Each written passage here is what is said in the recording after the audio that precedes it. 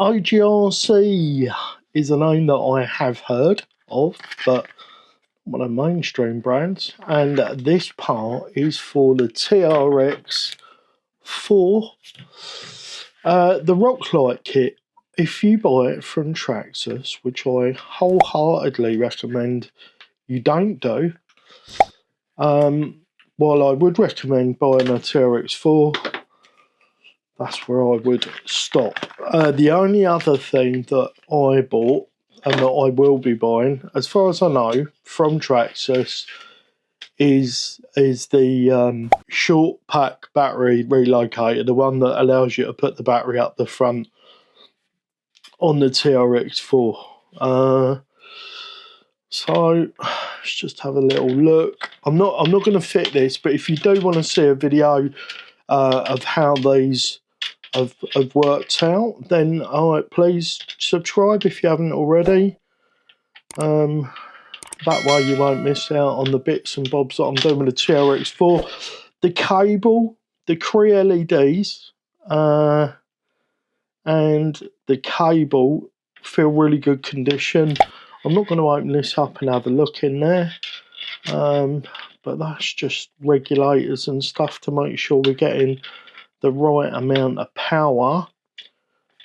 It all looks like it's soldered nicely. It's got a bit of water protection on there.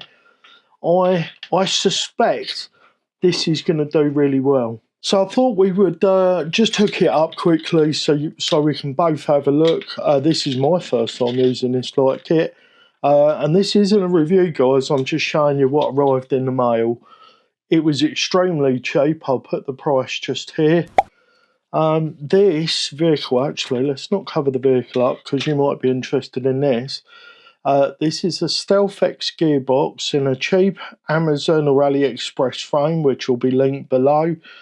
We've got the OCS servo, Mias Capra axles, and in there, can you even see it's got a motor? It's got the Fusion Mini 16 in there. This is a project that's coming up on the channel, so spoilers. So you get to see it all in these RC Mailtime videos.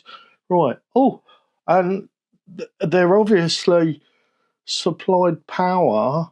Is that before we've turned the truck on? No, I left it switched on. Yeah, that's the kind of the thing that I do. So on the manual, the piece of paper that comes in the kit, you are supplied all the screws and everything you need to fit it to the TRX 4 as well. So that's nice. It says control buttons. So there is a button underneath this sheathing, which is that a button? Oh, it is a button. There we go. I thought we broke it, guys, already. So I'll just drag the lights in now. Hopefully you can see. So you got solid white, solid yellowy light, or warm light. There's blue. There's red. There's sort of pinky purple. And then there's flashing blue and red. And then there's solid. Oh, no, looks like cycling.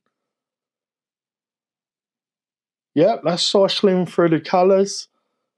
And then we got flashing white if you wanted the strobe, or you've got off, which is nice. I think we're probably just going to have solid white light underneath the vehicle, unless I'm feeling a little bit excited. Then I might do the flashing blue and red or something. But there you go. They do work. It is the centre button on one side, and you have to kind of jab at it with your nail to get it working. But I'm pretty sure this is like a set and forget thing, really. Right, let's move on to the next item. I'm just going to say one of my favourite things that's turned up, and I've been waiting ages for this. I've actually put the truck in it the wrong way round, but it doesn't really matter, because what this is actually for is helping you to set up your vehicle length to match your body. This little jig has 2 rods that go through the centre to support the middle of the truck before you've got shocks and stuff in, or even links. It'll allow you to put your chassis in and work out exactly what length you want your links and stuff like this. And if you're building your rigs instead of buying the crap that the RC companies tend to throw at us, then this is an absolutely essential piece of kit. And I think it was under £20 UK pounds delivered, which is like 25 US dollars. Not a lot of money for what you get. You get these 4 knurled red wheel nuts to put the axles through, and it allows you to set your wheelbase. As you can see, this one is a fraction under 330. That looks like about 326 to me. Absolutely fantastic bit of kit. Links to everything down below, guys. On with the next item. So next, there's a bit of a story to this one, so indulge me if you will. I ordered one of the cheap AM32 speed controllers on AliExpress. Now, I have to say I've had mostly positive experiences. I think there's one experience that I had that was less than good, but on the whole, everything has been really good. Seller communication has been good, and I've always received the stuff that I wanted in a timely manner, except for when I didn't read the print properly, but that's on me, right? So the astute of you will notice that this is a Rhino Crawler VE80 amp.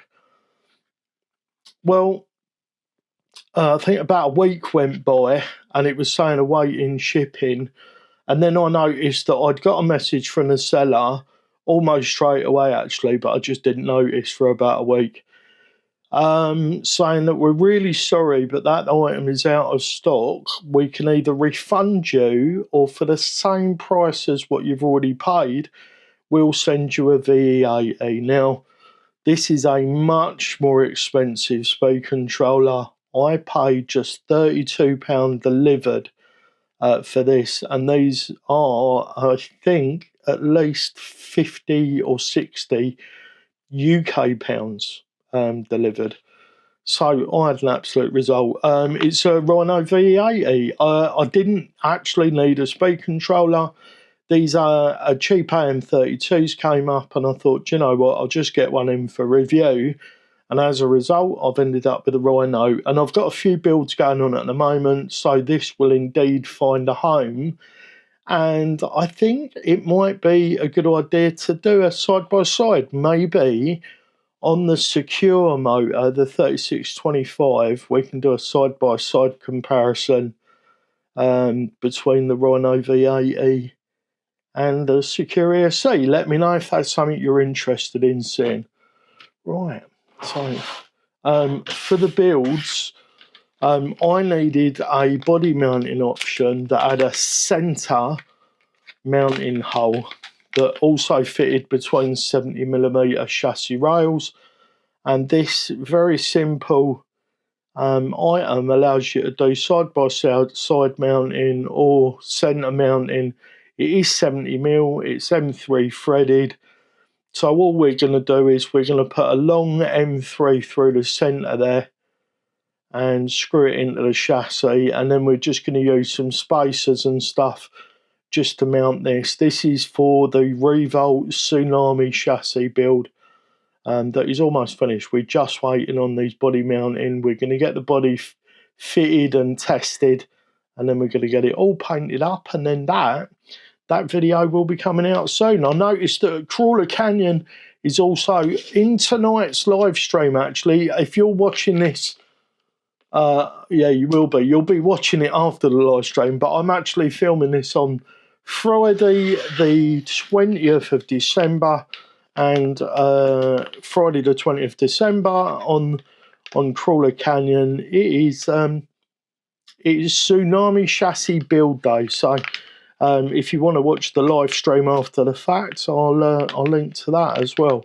I'll just sort of bring this in just so we can illustrate it better. You literally pop that over the top of your post that's fitted to your vehicle.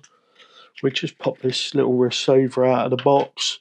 So this is your Lexan body shell. Your Lexan body shell goes over the top. You drop that in on there. Get your body nice and straight.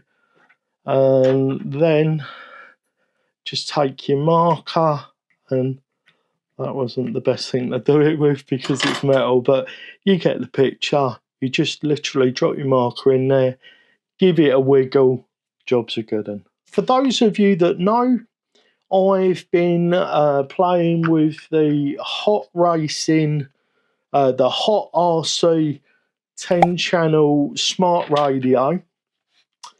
And if this isn't an indication that I like it, then I don't know what is. I'm doing another build. The one that you just saw, actually, the Mini 16 needed a receiver, and I want to put it on that radio. So I thought I would give their F04A, sorry, I just banged the camera, which is a very simple 4-channel receiver, buying button on the top, all just really nice and simple. 4 to 9 volts direct current. This is going to be everything you need on a simple crawler. We don't go miles away from ourselves, so you're not going to have any problems with signal. In my experience, these little small receivers give you really good range. It's numbered and annotated as to where your signal plus and minus are. Very, very simple to use. So we'll be giving this well in an up and coming video, and it comes with a nice little box. Thank you very much. I forgot to mention that the Rhino V80 does also come with the dongle that you need to connect it to the PC to do firmware updates and change settings and stuff. So I do like the Bluetooth thing that you get with the secure one. Maybe Rhino could do that at some point and just give us an app. That would be a lot slicker than this. But in terms of, you know, reliability, power, and all the rest of it, I think the Rhino is pretty well rated. But we'll see. We'll do a side by side. That's it for this one, guys. Please remember, no matter the question, love is always the answer. And hopefully, I will see you in the next video. Bye for now.